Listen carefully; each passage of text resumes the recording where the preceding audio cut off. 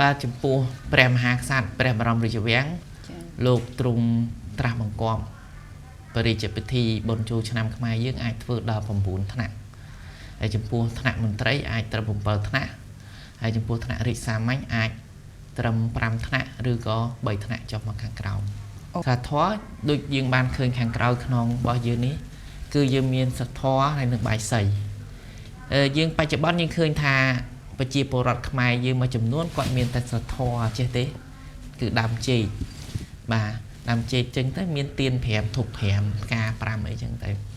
ហើយបើយើងគេមានអ្នកធនធានអីរៀបឲ្យត្រឹមត្រូវទៀតគេថែមនៅបាយសីយើងដាក់ទៅតាមលទ្ធភាពយើងអាចដាក់ជាបាយសីមួយថ្នាក់នេះគេហៅបាយសីមួយថ្នាក់ឬក៏បច្ឆាមបាទឬយើងថែមដល់ទៅ3ថ្នាក់5ថ្នាក់7ថ្នាក់9ថ្នាក់ទៅតាមលទ្ធភាពធនធានដែលយើងអាចធ្វើមានបាទហ្នឹងគឺយើងមិនចោលទេប៉ុន្តែតូចបំផុតក៏ត្រឹមតែមានដើមចេកគេហៅថាសធរមានដើមចេកសធរដៃហើយជាមួយនឹងទៀន5ធុប5នឹងដែរ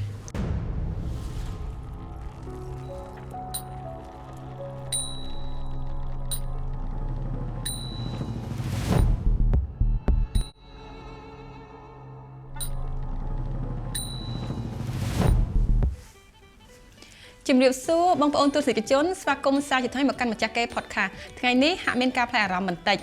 តែបងប្អូនទស្សនិកជនអាចទាយបានទេថាប្រធានបទយើងនៅក្នុងថ្ងៃនេះគឺជាអ្វីហើយភ្ញៀវកិត្តិយសពិសេសរបស់យើងគឺជានរណាចាដើម្បីកុំឲ្យខាត់ពេលវេលារងចាំយូរសូមមកជួបជាមួយនឹងលោកគ្រូទាំងអស់គ្នាជំរាបសួរលោកគ្រូបាទជំរាបសួរបងស្វាគមន៍សាជាថ្មីមកកាន់ម្ចាស់គេ podcast តែសុខសប្បាយជាទេលោកគ្រូបាទសុខទុក្ខអីធម្មតាបងបាទមួយរយៈនេះរវល់ខ្លាំងទេលោកគ្រូ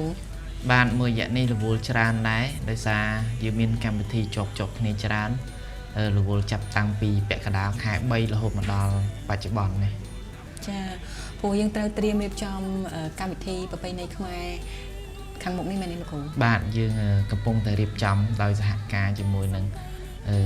ក្រសួងហើយនឹងគ្រប់ស្ថាប័នផ្សេងៗដើម្បីរៀបចំបុណ្យប្រពៃណីជាតិខ្មែរខាងមុខនេះចាអញ្ចឹងពុកម៉ែបងប្អូនក៏កំពុងតែតន្ទឹងរង់ចាំនៅកម្មវិធីប្រពៃណីជាតិខ្មែរយើងខាងមុខនេះនៅខែមេសានេះផងដែរអញ្ចឹងលោកគ្រូសម្រាប់ប្រធានបទនៅក្នុងថ្ងៃនេះតើអាចជាប្រធានបទអីដែរបាទអរគុណបងប្រធានបទនៅក្នុងថ្ងៃនេះយើងនិយាយអំពីការចូលឆ្នាំខ្មែរប្រពៃណីជាតិហើយនឹងការទទួលរៀបចំរណ្ដាប់ថ្វាយទេវតាចាពិសេសខ្លាំងមែនតើប្រធានបទ podcast របស់យើងនៅក្នុងសប្តាហ៍នេះគឺនិយាយអំពីបុណ្យចូលឆ្នាំប្រពៃណីជាតិនាឆ្នាំ2026នេះតែម្ដងដើម្បីកុំឲ្យខាត់ពេលវេលាយូរខ្ញុំសូមចូលដល់សំណួរសួរទៅកាន់លោកគ្រូតើលោកគ្រូបុណ្យចូលឆ្នាំប្រពៃណីជាតិខ្មែរយើងជាទូទៅគឺគិតតាមសូរ្យគតិហើយធ្វើឡើងនៅក្នុងថ្ងៃណាខែណាដែរលោកគ្រូបាទអរគុណសំណួរនេះល្អណាស់ចាសូមជំរាបបងប្អូនប្រជាពលរដ្ឋកម្ពុជាទាំងអស់ឲ្យបានជ្រាបថាបុណ្យចូលឆ្នាំប្រពៃណីជាតិខ្មែររបស់យើងគឺប្រព្រឹត្តទៅតាមដំណើរគោចររបស់ព្រះអាទិត្យគឺសូរ្យគតិដែលប្រព្រឹត្តទៅនៅថ្ងៃទី14 15 16ខែមេសាគ្រិស្តសករាជ2026របស់យើងខាងមុខនេះហើយបើយើងគិតតាមច័ន្ទគតិវិញចូលឆ្នាំខ្មែរយើងចូលតាំងពីខែកដឹកគឺថ្ងៃអុំទូកមកម្លេះអានេះបើគិតតាមច័ន្ទគតិប៉ុន្តែយើងគិតតាមសូរ្យគតិគឺយើងលើកមកដល់ក្នុងខែមេសានេះចាអញ្ចឹងដំណើរគោចររាប់តាមប្រតិទិនសូរ្យគតិនេះជារៀងរាល់ឆ្នាំគឺមានការប្រែប្រួលរវាងម៉ោងពេលវេលានីមួយៗអញ្ចឹងម៉ោងពេលនៅក្នុងឆ្នាំនេះត្រូវនឹងម៉ោងប្រហែលដែរលោកគ្រូបាទអរគុណក្នុងឆ្នាំនេះដែរគឺយើងចូលឆ្នាំនៅថ្ងៃអង្គារទី14ខែមេសាគ្រិស្តសករាជ2026វេលាម៉ោង 10:48 នាទីព្រឹកអូចាអញ្ចឹងព្រះនាងដែលយាងចុះមកគ្រប់គ្រងទ្វីបលោកទាំងមូលក្នុងឆ្នាំនេះតើព្រះនាងអ្វីដែរលោកគ្រូព្រះនាងដែលទ្រង់មានភារកិច្ចទូនាទីដែលចុះមកថែរក្សាការពារមនុស្សលោកយើងនេះគឺជាបុត្រីទី3នៃកបិលមហាព្រហ្មព្រះនាមរាខសាទេវីចាអញ្ចឹងព្រះនាងទ្រង់អំពរឬក៏សោយអីខ្លះដែរលោកគ្រូបាទទៅតាមការកណនានិងតាមតម្រាពីបុរាណយើងបានសិក្សាស្រាវជ្រាវមក បទត្រីទី3របស់កបិលមហាព្រំគឺព្រះនាងរាជសាទេវីទ្រង់ព្រះភ័ស្ត្រពណ៌ខ្មៅមានន័យថាលោកទ្រង់ស្បៃទ្រង់ព្រះភ័ស្ត្ររបស់លោកគឺស្បៃសម្ពុតអីហ្នឹងជាពណ៌ខ្មៅលោកសៀតផ្កាឈូកណាទៀតសៀតផ្កាឈូកបាទហើយអំពរគ្រឿងប្រដាក់តាប់តែងកាយគឺកែវម៉ូរ៉ាកែវម៉ូរ៉ាបាទនៅខាងបើសិនជាយើងប្រើភាសាសាមញ្ញកែវម៉ូរ៉ាជាអីដែរលោកគ្រូជាត្បូងដែលមានតម្លៃចា៎បាទតែអាហ្នឹងខ្ញុំមិនទាន់បានសិក្សាស្រាវជ្រាវថាត្បូងកែវម៉ូរ៉ាហ្នឹងវាពណ៌អ្វីហ្នឹងគឺខ្ញុំអត់ទាន់បានដឹងទេយើងធ្លាប់ដឹងតែទទឹមពណ៌ខៀវពណ៌ក្រហមកដៀងពណ៌ខៀវអីយើងដឹងបាទចាអញ្ចឹងចុះប្រភពរបស់ព្រះនាងទ្រង់កាន់អីខ្លះដែរព្រះហស្ថចាបាទអរគុណបងព្រះហស្ថរបស់ព្រះនាងគឺខាងស្ដាំព្រះនាងទ្រង់ត្រីសូហើយខាងឆ្វេងគឺទ្រង់ធ្នូចាពិតជាមានអត្ថន័យល្អខ្លាំងមែនទែនលោកគ្រូចុះមួយទៀតលោកគ្រូសម្រាប់ព្រះនាងតាទ្រង់នឹងសោយអ្វីដែរក្នុងឆ្នាំនេះបាទក្នុងឆ្នាំនេះភក្សាហាររបស់ព្រះនាងគឺលោហិតឈាមបាទអានេះក្នុងតាមបម្រាណាបាទការសោយឈាមឬក៏លោហិតនេះតើយើងអាចពេលដែលដាក់សែនតើគួរដាក់បែបម៉េចលោកគ្រូជាឈាមជ្រូកជាឈាមមាន់ឬក៏ចាសូមកាត់បងកន្លែងនេះថាយើងគ្រាន់តែជាតំណាងយើងអាចដាក់ជាភេសជ្ជៈពណ៌ណាដែលជាក្រហមទៅគ្រាន់តែជាតំណាងបាទបើយើងយកឈាមទាំងឈាមស្រស់យកមកដាក់គឺយើងមើលទៅទី1វាឆ្កងភ្នែកទី2វាមើលទៅវាមិនសមជាកន្លែងដែលសក្ការៈបូជាអញ្ចឹងគ្រាន់តែនេះភក្សាហារបស់ព្រះអង្គគឺលោហិតអញ្ចឹងយើងចង់ជាតំណាងយើងដាក់ភេសជ្ជៈណាពណ៌ក្រហមដូចនឹងឈាមយើងនឹងដែរចាមកដល់ចំណុចនេះមានបងប្អូនប្រជាពលរដ្ឋខ្មែរយើងមានការងឿងឆ្ងល់ខ្លាំងហើយក៏ដូចជារូបខ្ញុំដែរខ្ញុំចាំបានថានៅក្នុងឆ្នាំណាមួយនោះមានព្រះនាងសោយលោហិតដូចគ្នាប៉ុន្តែទាំងអស់គ្នាកំពុងតែពេលនោះក៏មានការខ្វាយគំនិតហើយសួរនាំគ្នាច្រើនថាតើយើងគួរសែនអីតែអញ្ចឹងនៅថ្ងៃនេះលោកគ្រូបានបញ្ជាក់ច្បាស់ហើយថាការសោយលោហិតនេះគឺពេលដែលសែនយើងអាចដាក់ជាភេសជ្ជៈដែលមានពណ៌ក្រហមដែលតំណាងឲ្យលោហិតចាមិនចាំបាច់ដាក់ឈាមមាន់ឬក៏ឈាមទាពិតប្រាកដនោះទេចាច្បាស់លាស់ខ្លាំងមែនតើលោកគ្រូអរគុណច្រើនក្នុងចំណុចនេះហើយមួយទៀតលោកគ្រូសម្រាប់សត្វពាហនៈវិញតើព្រះនាងទ្រង់យានជំនិះបែបម៉េចដែរយានជំនិះរបស់ព្រះនាងគឺអាស្ដអាស្ដប្រែមកថាសេះអូចាបាទយើងអាចប្រើពាក្យមួយទៀតហៅពាក្យជីក៏បានយើងអាចប្រើពាក្យផ្សេងមួយទៀតខ្ញុំកំពុងតែរនឹកព្រោះវាមានពាក្យច្រើនយើងអាចប្រើពាក្យថាអាស្ដព្រោះជាប្រើចំពោះព្រះមហាក្សត្រយើងប្រើពាក្យថាអាស្ដយើងអាចប្រើពាក្យមួយទៀតក៏បានអាជាណីសម្រាប់ពាក្យថាពាជីឬអាជាណីខ្ញុំធ្លាប់ឮក្នុងរឿងខ្មែរបុរាណយើងលោកគ្រូចាក្នុងរឿងខ្មែរបុរាណហៅពាជីឬក៏អាជាណីហ្នឹងទៅលើសត្វសេះមែនចាអញ្ចឹងថ្ងៃនេះយល់ហើយបានន័យថាមិនមែនតែជាឈ្មោះសម្គាល់សត្វពាហនៈធម្មតាប៉ុន្តែគឺសំដៅទៅលើសត្វសេះតែម្ដងចាលោកគ្រូនៅក្នុងចំណុចនេះតើសត្វសេះយើងអាចត្រូវសម្គាល់ថាត្រូវតែជាពណ៌អីជាក់លាក់ណាមួយពណ៌សពណ៌ខ្មៅឬក៏បែបណាដែរលោកគ្រូបាទអរគុណណាស់កន្លែងនេះជាចំណុចសំខាន់ចំពោះសេះដែលថ្វាយសម្រាប់ជាយានជំនិះរបស់ព្រះមហាក្សត្រដែលជាសេះកពូលហ្មងភាគច្រើនគឺពណ៌សបាទពណ៌សហើយសេះជាលបឿនហ្មងហ្នឹងអាចពណ៌ខ្មៅឬក៏ពណ៌រៀងថ្នោតបន្តិចព្រោះវាទៅតាមប្រភេទសេះប៉ុន្តែជាទូទៅយានជំនិះរបស់នាងទេពធីតាគឺជាអាស្ដពណ៌សបាទចាអូពិតជាមានលក្ខណៈពិសេសចាសម្រាប់ពេលនេះខ្ញុំកំពុងតែនិយាយជាមួយលោកគ្រូបដាហើយសម័យបដាថាអូ Bên niếng giềng lơ sạch xét bò xó trung ẩm bó chụt bay khmai chà hai cả cái miền mô rá hai nâng cả chụp chà hai sầm mẹp để hóa trung can tây số hai nâng thnu chà bật chia mưa tới tuần plun bàn tay po này là đầm nạt chà chà hai lúc hù sầm mẹp ca tạt tua tây bờ đá trăm thâm mây chỉ riêng nói chăng phải chia po rọt bao nhiêu cứ miền điệp trong chưa được đạpไปตามแต่ในมวยนะยังการเรียบจอมมันดับนี่ตายยังกลัวเรียบแบบไม่ได้หรอกผมบ้านออกกุนบองสมประเจแต่ดาวบองโอนประเจปรอดแม่กรุบรูปถึงบ้านดังทาอะไรนี่ยังเกี่ยพิธีบอลไปในเจียดโจชนามขมายบ่อยยื้อในขนมคายมิซาไงตีดอกบุญดอกปรามดอกมวยนี่จำปูรุนดับได้ยืงโยบมาเรียบจำทวายจำปูเทวดาชนามทำไมนี่คือยืงเรียบจำแต่ตามไปในเจียดบ่อยืงให้หนึ่งตามทนเทียนบ่อยืงแต่เมียนบ่าให้จำปูกาเรียบจำรุนดับนุ่มเมียนโดยจีสลาทอใบไซมาลูสลาบะไรพลายชื่อพลานุพอลเซงกรอบทนเจียดบรรลัยบังกาไอ้แต่ยังไอ้ดับบ้านก็ยังดับด้วยจีตรอบหลับเปอร์ไอ้นั่นได้จีหลับบอได้ไอ้ตุกยูจีทนเจียดสมัยพกพอลขนมชนามเป็นยังไอ้ยอมมาทวายตีบด้านของบ้านให้ยังมีบัตรแทนจีเพสเจียจีดงจีกรอบทนเจียดจีใส่เส้นติดของบ้านแต่ยังกึศหาเอาไว้ได้ไอ้ซ้ำรุมดับทวายบ้านยังไอ้ดับบ้านจ้าจังลูกหูนึกขนมดับชนามทำไมตามเมียนวัตถุน้ำมวยแต่ถ้าดัดขาดเตยตะเมียนให้มันอาจออกมาเลยลูกหูวัตถุแต่ดัดขาดเตยตะเมียนนู้ยืงสังเกตเคยหาเมียนสลัดทอโดยยืงบานเคยแข่งกราวขนมบ่ยืนนี้คือยืงเมียนสลัดทอในหนึ่งใบใส่ยืงไปจับบ้านยังเคยทา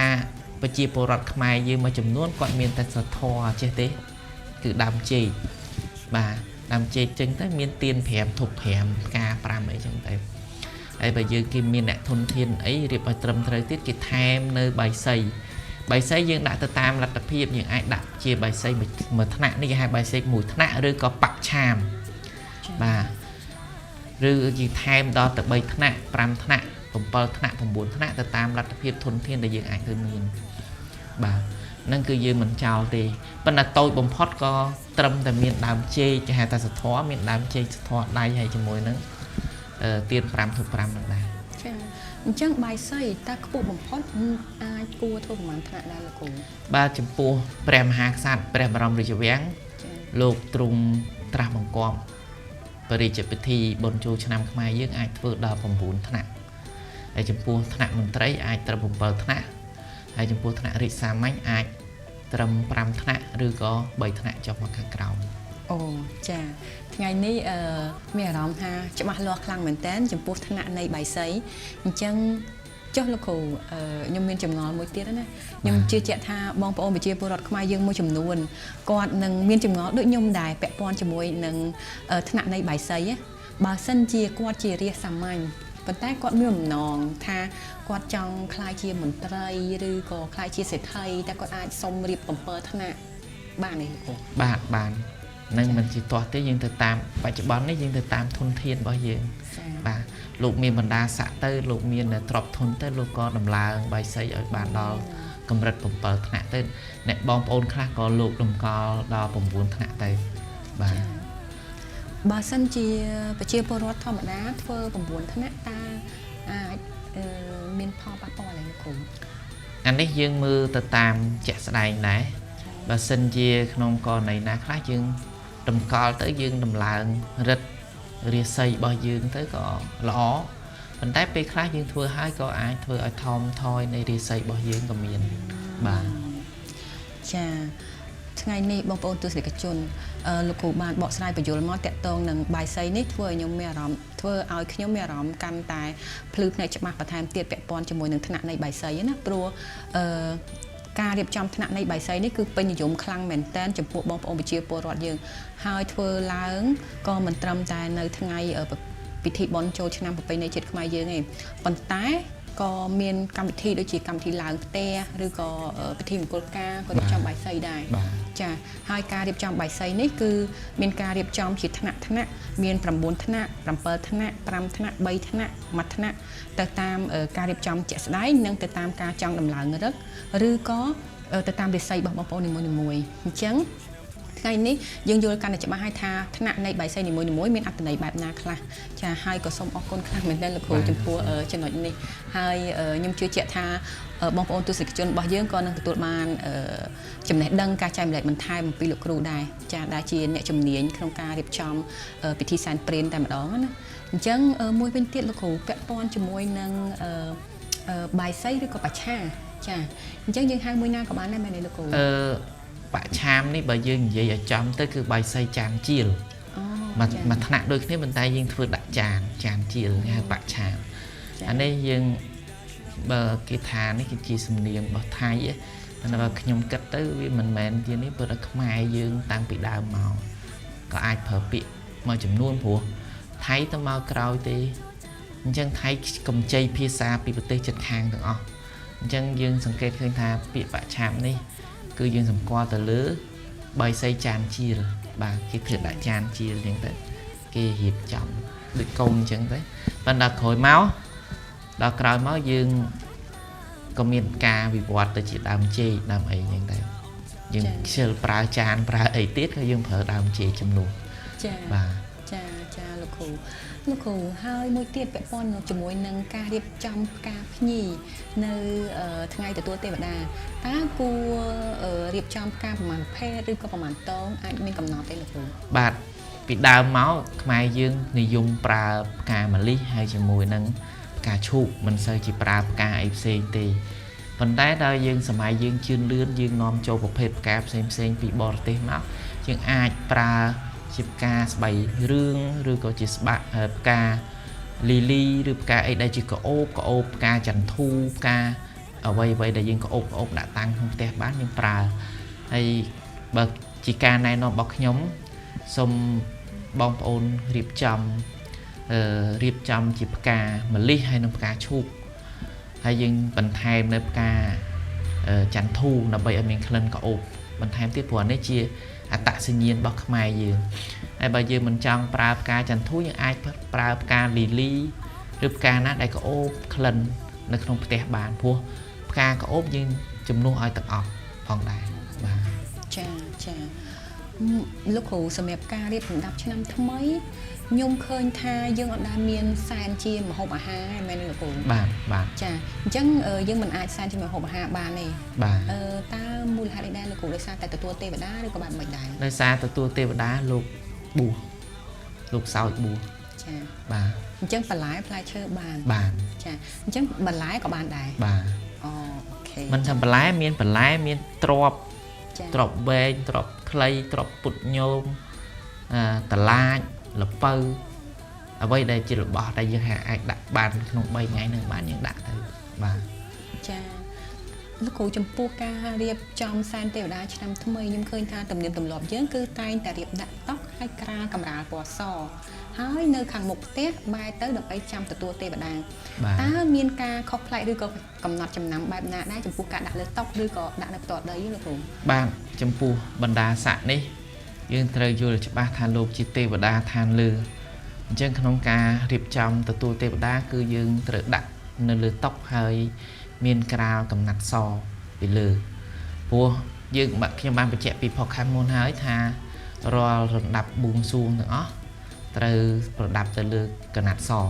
ញ្ចឹងយើងត្រូវដាក់នៅលើកម្រាលសហើយក្នុងការ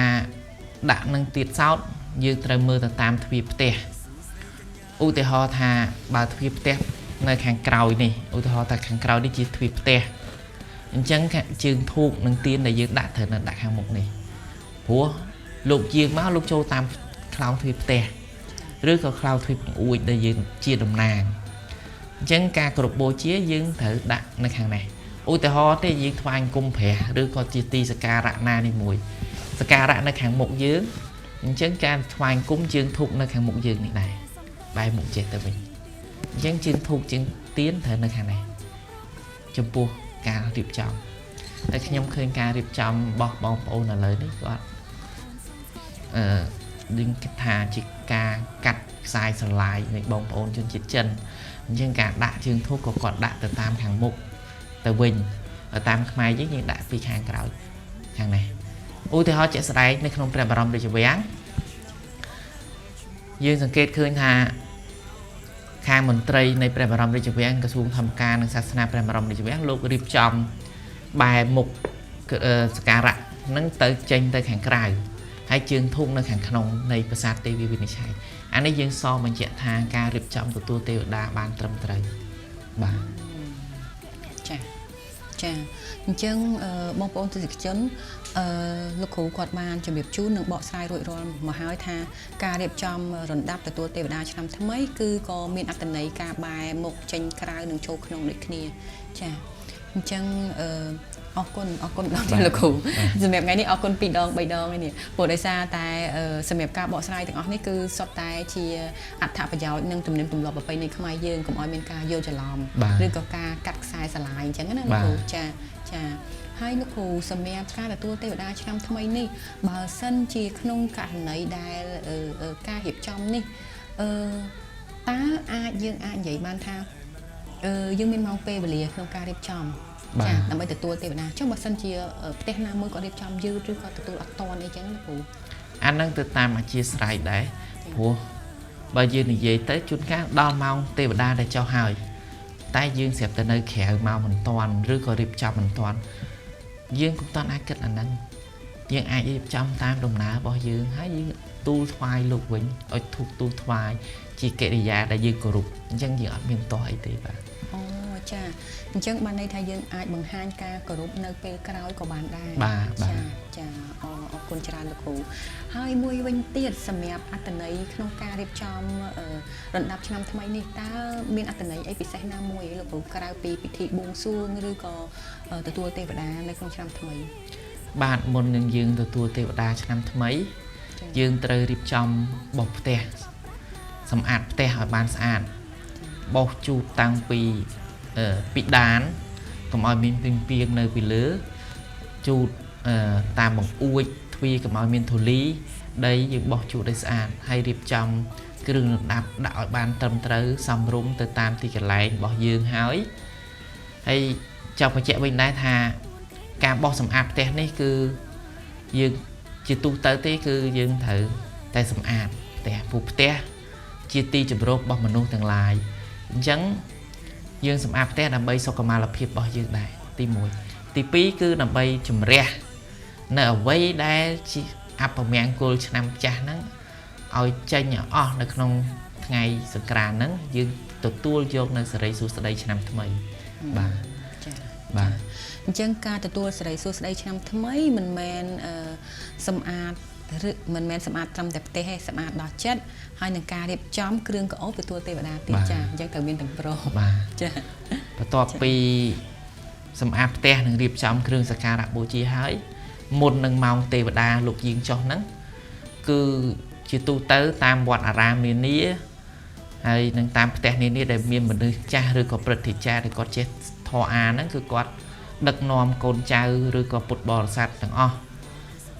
ធ្វើបទនមស្ការថ្វាយបង្គំប្រតនត្រ័យជាមុនសិនសមាទានសិលមានន័យថាយើងធ្វើចិត្តឲ្យរបស់យើងនឹងឲ្យជ្រះស្រឡះអស់ដើម្បីទទួលទេវតាឆ្នាំថ្មីបាទអញ្ចឹងបទនមស្ការតាមវត្តអារាមតើគួរធ្វើមុនពេលទទួលទេវតាឆ្នាំថ្មីឬក៏បែបមិនដែរលោកគ្រូប្រហែលថ្ងៃដែរបាទក្នុងថ្ងៃហ្នឹងដែលទទួលទេវតាឆ្នាំថ្មីហ្នឹងមុនម៉ោងទេវតាចុះឧទាហរណ៍តែក្នុងឆ្នាំនេះ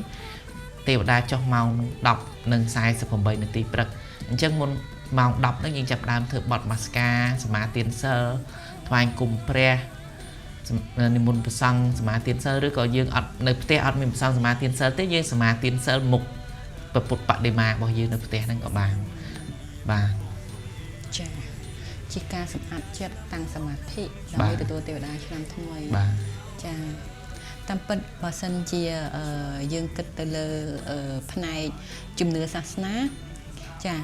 ឬក៏ជំនឿអរូបីឬក៏រូបីនេះគឺជាជំនឿមួយរបស់បងប្អូនប្រជាពលរដ្ឋយើងតែងតែធ្វើទៅតាមផ្ទះនីមួយៗប៉ុន្តែបើសិនជាយើងគិតលើវិទ្យាសាស្ត្រវិញក៏ជាការជួយត្រៀមចិត្តត្រៀមគំនិតសម្អាតបេះដូងដើម្បីទទួលឆ្នាំថ្មីហើយចាប់ផ្ដើមអ្វីដែលថ្មីផងដែរចាលោកគ្រូត្រង់ចំណុចនេះលោកគ្រូមានអីបកស្រាយបន្ថែមទៀតឬក៏ដែលភ្ជាប់ជាមួយនឹងការរៀបចំទេវតាឆ្នាំថ្មីនៅក្នុងផ្ទះឲ្យលោកគ្រូបាទយើងអានេះជាងបានជម្រាបមិញហើយថាមុនទេវតាចុះយើងធ្វើអីនៅពេលដែលទេវតាចុះមកយើងធ្វើអីនៅពេលណាដែលទេវតាលោកយើងចុះមកយើងចាប់ផ្ដើមបូជាទៀនធូបថ្វាយហើយយើងនៅក្នុងសភៅក្រាំងរបស់លោកព្រឹទ្ធាចារ្យដូចសុនលោកមានពាក្យសម្រាប់ទទួលទេវតាឆ្នាំថ្មីទៅទៀតបាទអូចាតែសូមអញ្ជើញបន្តិចបានទេលោកគ្រូបាទអរគុណខ្ញុំបកណាទាំងឡាយសូមលើកកប្រណម្យបួងសួងដល់ទេពនិករអមមេឃទាំងមួយសែនកោដចក្រវាលក្នុងថ្ងៃនេះដែលជាថ្ងៃមហាសង្ក្រាន្តដែលត្រូវនៅថ្ងៃទី14ខែមេសាគ្រិស្តសករាជ2026ក្នុងថ្ងៃនេះដែលយើងខ្ញុំជាទូព្រះបង្គំទាំងអស់គ្នាបានរៀបចំនៅគ្រឿងដង្វាយសក្ការៈបូជាទាំងឡាយមានស្លាធម៌បាយសីមលូស្លាបារីគ្រឿងក្រអូបប្រទីបជ្វាលាផ្កាភ្ញីបូជាទៀនធូបថ្វាយប្រកាសដល់ទៅពពួកទេវតាទាំងឡាយជាពិសេសសូមគ្រឿងសក្ការៈទាំងអស់នេះសូមបូជាថ្វាយដល់ព្រះនាងរាជសាទេវីដែលជាទេវតាឆ្នាំថ្មីចុះមកថែរក្សាមនុស្សលោកបបពុទ្ធព្រះនាងដ៏ចម្រើនសូមព្រះនាងទទួលយកនៅគ្រឿងសក្ការៈនិងដង្វាយទាំងអស់នេះដែលយើងខ្ញុំបានដាក់ថ្វាយហើយសូមព្រះនាងជួយអភិបាលរក្សាកូនចៅទាំងអស់គ្នាដែលជាមនុស្សលោកនេះសូមឲ្យបានសេចក្តីសុខនិងចម្រើនតរៀងទៅសាធុអញ្ចឹងលោកគ្រូបងប្អូនប្រជាពលរដ្ឋយើងអាចសូត្របែបនេះនៅតាមផ្ទះមុនទទួលទេវតាបានមែនទេលោកគ្រូបាទពេលរម៉ោងទេវតាចុះហ្នឹងអុជទៀនធូបហ្នឹងគឺយើងសូត្រថ្វាយចាថ្ងៃនេះចេះសូមអធិស្ឋានលោកគ្រូមិញហៅអីដែរលោកគ្រូពាក្យសូត្រសម្រាប់ទទួលទេវតានៅតាមតំបន់ផ្សេងទៀតដូចជាខាងកំពង់ចាមលោកព្រឹទ្ធាចារ្យចាស់លោកសរសេរក្រាំងហ្នឹងមកបែបទៅខាងបាត់ដំបងលោកសរសេរក្រាំងទទួលទេវតាហ្នឹងមកបែបទៅ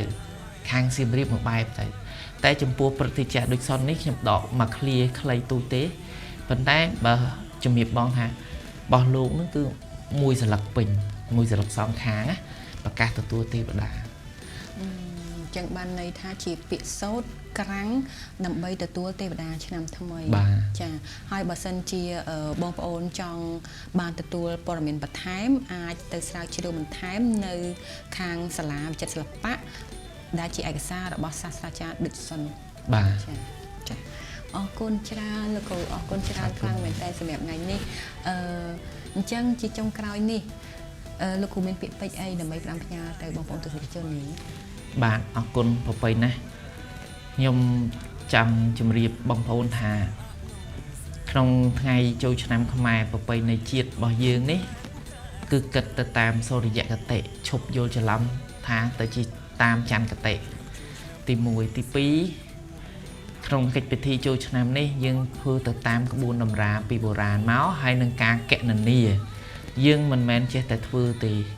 គឺខាងហោរាសាស្ត្រហ្នឹងគឺគេមានលេខកណនាគេហៅលេខកូដកណនាដូចយើងសរសេរកុំព្យូទ័រអញ្ចឹងណាបាទកណនាត្រឹមត្រូវណាស់ហើយលេខទាំងអស់នោះឆ្លើយថាពនាងនឹងទ្រង់លោកទ្រង់សោយអ្វីលោកទ្រង់អំពើអីម៉ោងប្រមាណអីប្រមាណគឺក្នុងនោះបានបញ្ជាក់ឈប់ឲ្យអស់លោកឆ្ងល់ថាចេះតែសរសេរតាមក្រាំងការពិតមិនមែនទេគឺយើងកណនាម៉ោងពេលច្បាស់លាស់ណាស់ទី1ទី2សូមថ្ងៃដែលលោកចូលឆ្នាំខ្មែរប្រពៃណីជាតិ14 15 16នេះសូមអស់លោកជំរះមន្ទិលសៅមងអ្វីដែលមិនល្អនៅក្នុងឆ្នាំចាស់ដែលលោកគិតដកជាប់នៅក្នុងចិត្តទាំងបានសូមជំរះអស់គិតអ្វីដែលថ្មីសម្រាប់ទៅថ្ងៃខាងមុខទៀតហើយក្នុងថ្ងៃចូលឆ្នាំទាំង3នេះវាមានឈ្មោះហៅថ្ងៃទី1គេហៅថ្ងៃមហាសង្ក្រាន្តបាទថ្ងៃទី2គេហៅវរៈវណ្ណប័ត្រថ្ងៃទី3គេហៅវរៈឡើងសាអញ្ចឹងក្នុងថ្ងៃទាំង3នេះថ្ងៃមហាសង្ក្រាន្តជាថ្ងៃដែលទេវតាលោកចុះមកថ ngày về đại văn bắt chỉ ngày plop cứ ngày nó cứ phía trán cứ hào ra xa nâng bồ ra na cha lúc mình đai tới bật cam thi ấy thì hay ngày thì bấy cứ ngày về đại lang sạ cứ như ngày sòng pre dương sòng pre đấy mình là sòng tai bật bột bạc để mà thế dương sòng miệt đà bậy đà dương đại chỉ pre ru được không te bao dương rư có bonในบ้าน chính châm bạch thay là sao dương hay là ngày sòng pre chân chọc châu năm khai bay ngày và rẽ lang sạ này hái châu ngày ti đập và muốiในថ្ងៃថ្មីនោះបានរាប់ចូលថាជាថ្ងៃចូលឆ្នាំថ្មីចាបាទអញ្ចឹង3ថ្ងៃហ្នឹងគ្រាន់តែជាថ្ងៃកិច្ចពិធីឯងអញ្ចឹងថ្ងៃដែលចប់3ថ្ងៃហ្នឹងហើយបានហៅបានចូលឆ្នាំមមីពេញយោបាទចូលសប្តាហ៍សាតាំងពីថ្ងៃនោះមកចាលោកគ្រូអញ្ចឹងក្នុងចំណោម3ថ្ងៃនេះក្រៅពីការទទួលទេវតាឬក៏បែបបត់តាមថ្ងៃនីមួយៗបងប្អូនប្រជាពលរដ្ឋយើងអាចលេងល្បែងប្រជាប្រិយក្នុងថ្ងៃនីមួយៗបានទេលោកគ្រូបានចំពោះល្បែងប្រជាប្រិយយើងអាចលេងបានរាល់ថ្ងៃក្នុងថ្ងៃចូលឆ្នាំ3ថ្ងៃហ្នឹងយើងអាចបោះអង្គុញចោលឈូងលាក់កសែងទាញព្រាត់ចាប់កូនខ្លែងបលែងកូនមន់ស្ដាច់ចង់អូល្បែងខ្មែរច្រើនណាស់គ្រាន់តែបោះអង្គុញខ្ញុំសិក្សាស្រាវជ្រាវពីលោកគ្រូម្នាក់គាត់ជាគ្រូបរៀនអក្សរសាស្ត្រខ្មែរនៅវិទ្យាល័យព្រះស៊ីសុវត្ថិគាត់ថាបោះអង្គុញមាន5ប្រភេទ6ប្រភេទខុសគ្នាអាចសុំបន្តិចបានទេលោកគ្រូយើងរាល់ថ្ងៃយើងដឹងតែបោះយើងបោះអាកោយ3ចាកោយ5ចាកោយ5ណាកោយ3កោយ5នៅមានអាដាក់លើកផ្លូវផ្ទាត់បាញ់អូដូចឃ្លីបាទចាបាញ់អាហ្នឹងមួយទៀតគេហៅអានេះខ្ញុំភ្លេចពាក្យបាត់ហើយហៅស៊ីប៉ារ៉េតគាត់ហៅស៊ីប៉ារ៉េតជាភាសាបារាំងណាបារាំងហៅដាក់ទឹកមួយទៀតដាក់នៅលើប្រអប់ជើងដាក់នៅលើប្រអប់ជើងហើយឲ្យលោតទៅដើរចិត្តដល់ទីខាងគេទៅត្រូវខាងនោះយើងផ្ទាត់អាហ្នឹងទៅយកជើងផ្ទាត់វាយកជើងផ្ទាត់ទៅចាបាទអាហ្នឹងអត់គិតកូនកដាលកូនសងខាងឯងបើយើងបោះកោយ3ឬកោយ5យើងគិតកូនកដាលតែចំពោះលេងល្បែងនោះគឺយើងអត់គិតកូនកដាលទេធ្វើម៉េចឲ្យទៅចំប៉ុន្តែត្រូវតែលោកដើរពីទីយើងដល់នោះគេគិតចម្ងាយប្រមាណឲ្យអ្នកឯងគប់ទៅត្រូវចាលោកគ្រូដល់ពេលដល់វគ្គលោកគ្រូបើកវគ្គលើការនិយាយពីការលេងបោះអង្គុញហ្នឹងសកម្មភាពទាំងអស់ហ្នឹងគឺសុទ្ធតែខ្ញុំធ្លាប់លេងពីក្មេងលោកគ្រូចាហើយដូចជាការដាក់លើប្រអប់ជើងនិងការបាញ់ឌីក្លីហ្នឹងគឺនៅពេលដែលយើងចាញ់ឬក៏គេដាក់ទោសយើងអីចឹងណាលោកគ្រូចាលេងពេលហ្នឹងអញ្ចឹងបើសិនជាចំពោះឯកសាររបស់លោកគ្រូនៅខាងសាលាស៊ីសវត្តវិញគាត់បកស្រាយមិនដែរលោកគ្រូបកស្រាយថាអាចលេងទូទៅឬក៏តើតែគេដាក់ទោសមិនទេដាក់ពីនៃហ្នឹងគឺជួសចាប៉ុន្តែនោះជាលបែងហ្មងលបែងជារបៀបលេងជាការកំណត់នៃការលេងបាទអញ្ចឹងបានន័យថាការលេងបែបនេះគឺអត់ខុសទេខាងប្រពៃណីខ្មែរយើងក៏ធ្លាប់លេងកាលពីមុនដែរចាចាបានដឹងមួយទៀតពីអង្គុញលោកគ្រូចាហើយដូចទាញព្រាត់ឬក៏លាក់កូនខ្លែងបលែងកូនមន់អីហ្នឹងមានការកំណត់ការលេងខុសពីយើងលេងទូទៅនឹងដែរទៀតឬក៏មានតែប៉ុណ្្នឹងឯងលោកគ្រូយើងមានតែប៉ុណ្្នឹងដែរចាចំពោះបើគ្រាន់តែបើចៅឈូងអាហ្នឹងយើងកំណត់ពាក្យច្រៀងពាក្យច្រៀងដូចយើងលោកព្រឹទ្ធាចារ្យចាស់លោកបានធ្វើវីដេអូរួចហើយពីពាក្យកំណត់ពាក្យច្រៀងក្នុងចៅឈូងហើយទាញព្រាត់ក៏ដូចគ្នាទាញព្រាត់យើងមុននឹងទាញគេស្រែកយៈអ3ដងសិនហើយបានគេចាប់ដើមទាញហើយពេលពីដើមទៀតតាមវត្តអារាមនានាលោកមានគងអញ្ចឹងពេលស្រែកយៈអហ្នឹងគឺគូសគងមួយឬគូសស្គរមួយគម្រប់3ដងទៅដល់ពេលរួចគេថាដល់គ្រប់ទី3ហើយចាប់ដើមទាញហើយការទាញហ្នឹងអត់ទាញដូចយើងរាល់ថ្ងៃឃើញទាញកត្រែហ្នឹងអត់ត្រូវទេទាញប្រត់ហ្នឹងគឺគេផ្ដេកខ្លួនទៅក្រោយឲ្យអស់ផ្ដេកខ្លួនទៅក្រោយអស់ហើយបានគេទាញគេមានន័យថាអាកម្លាំងទាញហ្នឹងផ្ដេកទៅតាមខ្លួនបាទអានេះបានត្រឹមត្រូវលោកគ្រូនិយាយអញ្ចឹងធ្វើឲ្យខ្ញុំនឹកសម័យដល់រូបគំនូរនៅលើអង្គរវត្តប្រាសាទអង្គរវត្តខ្ញុំឃើញមានរូបផ្ដេកអញ្ចឹងមែនចាហើយលោកគ្រូសម្រាប់ការច្រៀងបើលេងឈុំវិញតើយើង មានកំណត់បទទេឬក៏បែបមិនដែរដែលលោកពូមានប្រសាសន៍មិនញោម មាន2បទគឺបទភីសវងហើយនិងបទប្របកាយ តាមពិតល្បែងប្រជាប្រិយខ្មែរយើងនៅថ្ងៃចូលឆ្នាំខ្មែរប្រពៃណីជាតិនេះគឺមានច្រើនខ្លាំងមែនតើដែលអាចឲ្យបងប្អូនយើងលេងកំសាន្តហើយជាពិសេសគឺធ្វើការជួបជុំប្រកបដោយភាពរីករាយតែម្ដងអញ្ចឹងកុំឲ្យល្បែងប្រជាប្រិយរបស់ខ្មែរយើងបាត់បង់ឬក៏ដើម្បីបន្តឲ្យបងប្អូនជំនាន់ក្រោយគាត់បានឃើញកាន់តែច្រើនសូមចូលរួមលេងទាំងអស់គ្នាបងប្អូនយើងអាចលេងត្រឹមតែថ្ងៃចូលឆ្នាំខ្មែរគឺអាចលេងនៅកម្មវិធីផ្សេងៗទៀតបានដែរចា៎មែនទេលោកគ្រូបាទចា៎ជាចុងក្រោយនេះ podcast ម្ចាស់គេរបស់យើងក៏ឈានចូលដល់ទីបញ្ចប់អញ្ចឹងនាងខ្ញុំសូមរំលឹកម្ដងទៀតថា